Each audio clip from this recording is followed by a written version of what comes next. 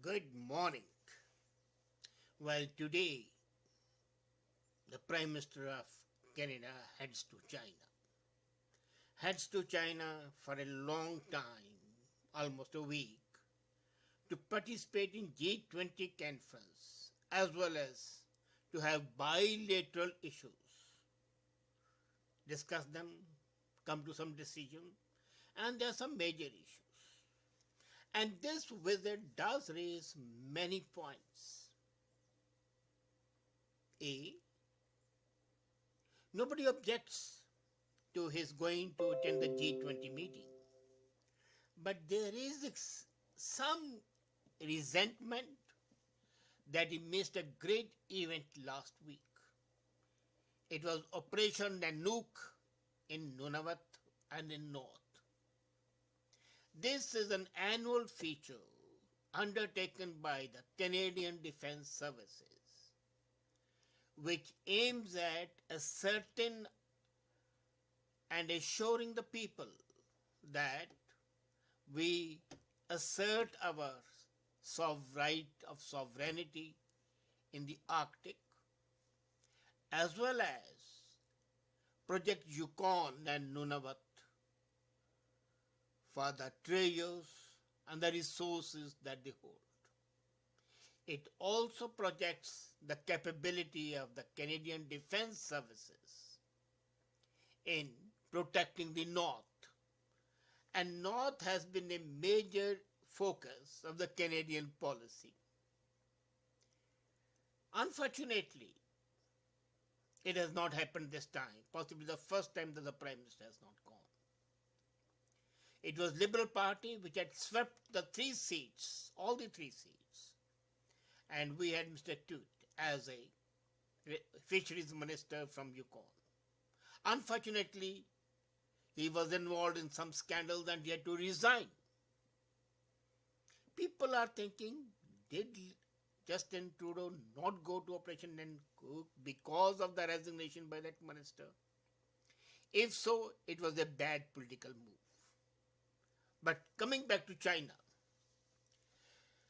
Justin Trudeau is following the steps of his father, Pierre Trudeau, who visited China for the first time in 1970. He had come to India, where I had the pleasure of meeting him and discussing it with him. And then he went to China. As a matter of fact, his visit to China paved the way for Nixon going to China. That was a historical visit. The visit was repeated by Prime Minister Cretchen and Harper, and as a matter of fact, Harper was chastised for delaying the visit. However, this visit is likely to raise some major issues. The first point to be considered is Justin Trudeau going to be easy on them, on the Chinese, especially in the matters of human rights and economic activity? What the issues are will take up in a time coming, but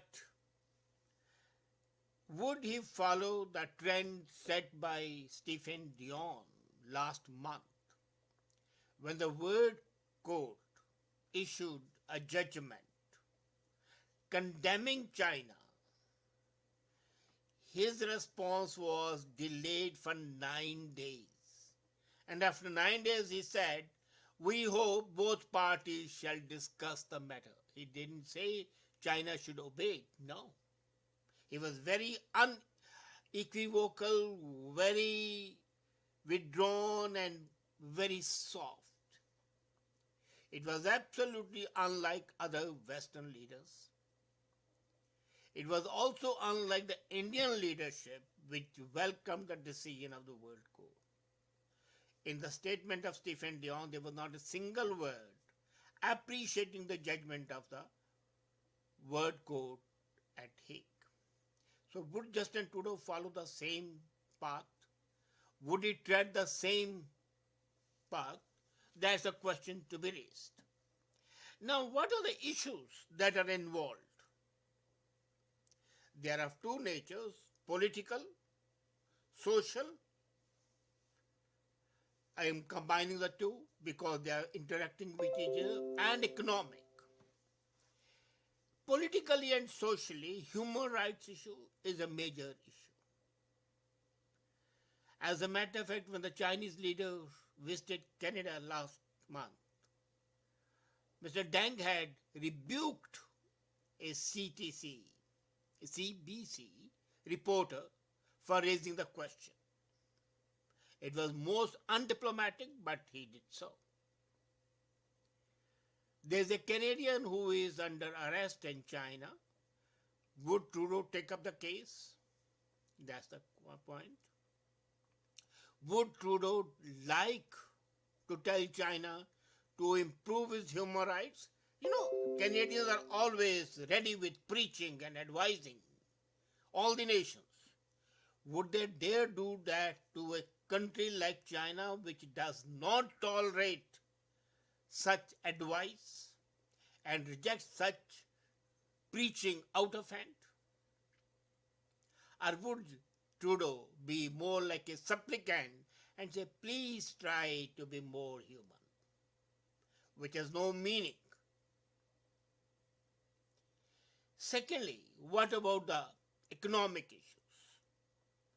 The first and the most important for the Canadian farmers is the issue of canola oil. 90% of China's need of canola oil is met by Canada. And this year, Canadian production of canola oil has doubled. Would China continue to buy from Canada because they have got cheaper availability from Malaysia? You know, canola oil is the same as rapeseed oil, what we call in South Asia. This is a more, you say rapeseed oil raises the image of seed that lead to rape. So they converted it to canola oil to make it more politically correct and acceptable. Anyway, the other country supplying canola oil to China is Australia. So would China continue to favor Canada?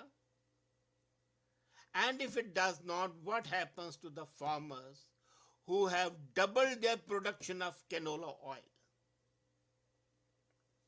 Unfortunately, in this country, the farmers are not paid canola oil prices even when it's lifted until and unless the whole crop has been sold to the processors.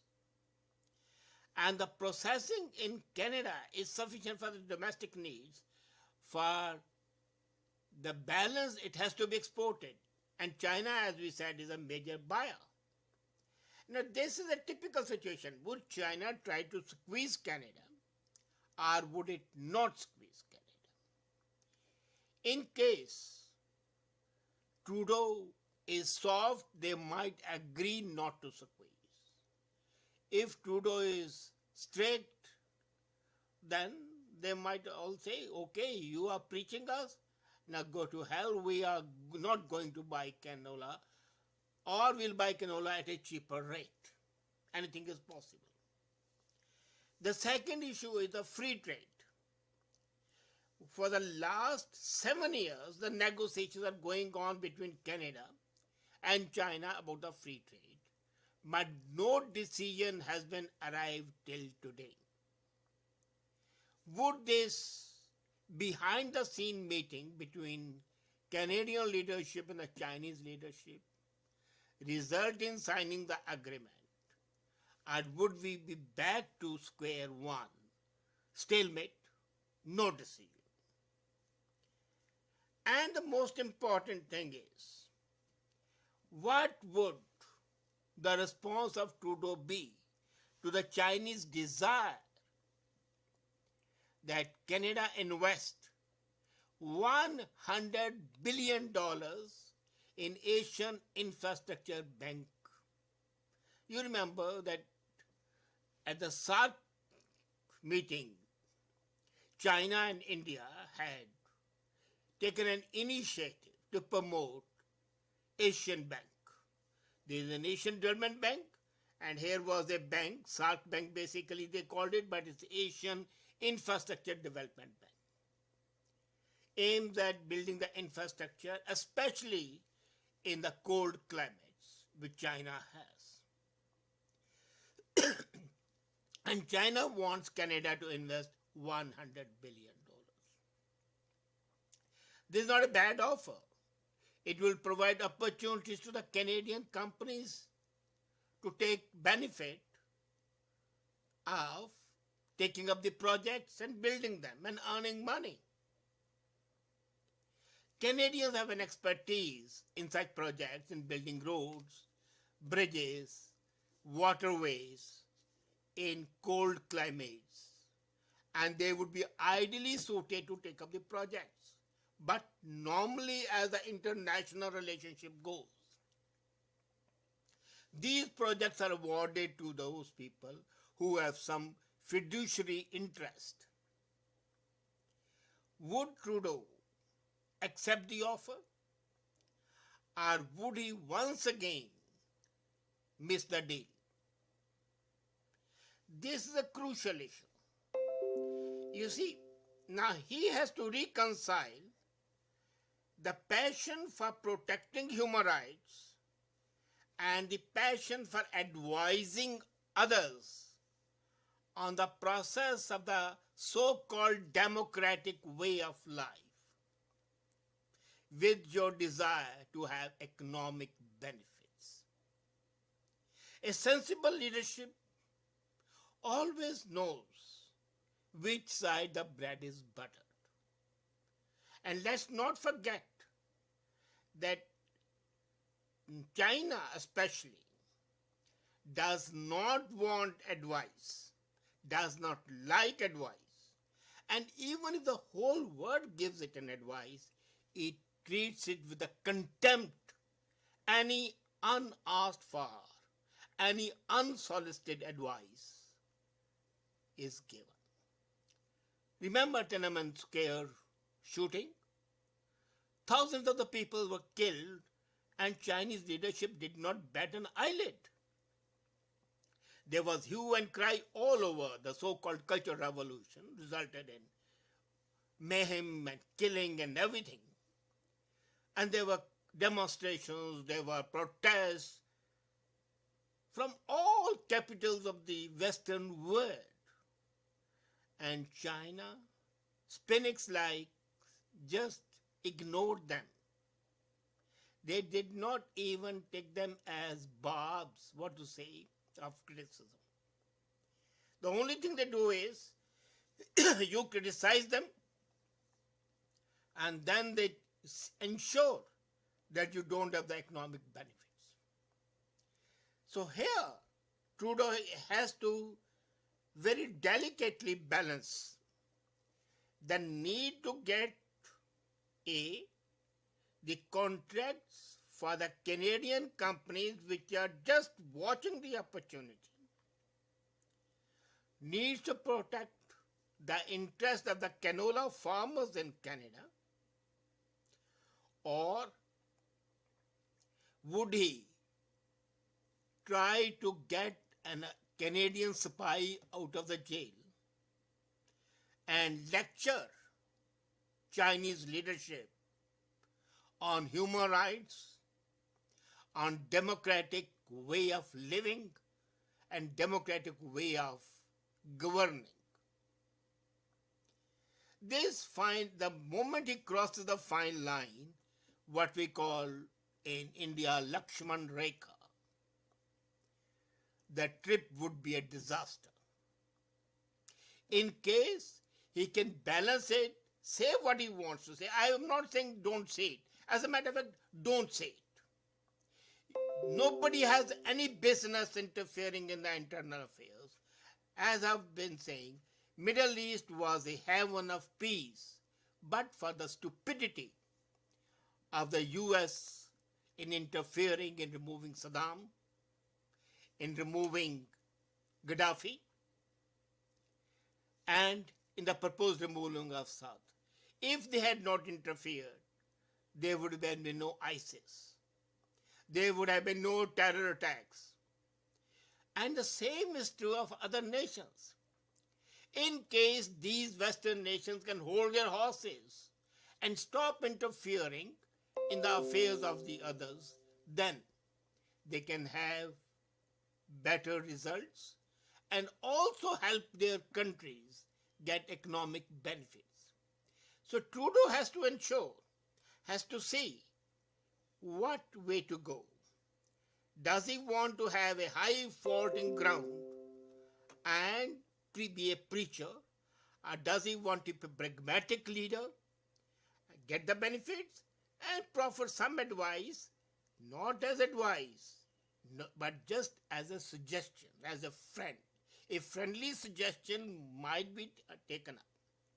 An advice would be rejected, and a dictate would be just repulsed.